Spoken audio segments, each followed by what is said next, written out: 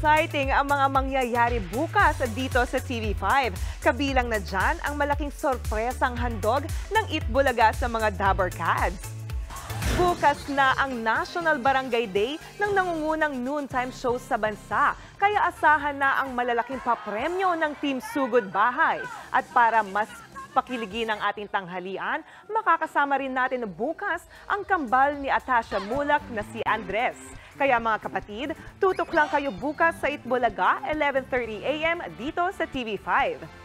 Isa pang makakasama natin bukas ang nag-iisang Mark Logan.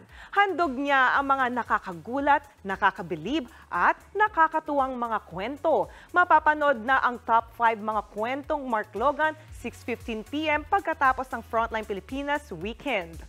At eto pa, mapapanood na rin natin sa linggo si Senator Idol Raffy Tulfo. Maghahatid naman siya ng mga kwentong magbibigay inspirasyon at leksyon sa ating lahat. Abangan yan sa kapatid mo Idol Raffy Tulfo simula sa linggo 6:15 PM pagkatapos din ng Frontline Pilipinas Weekend.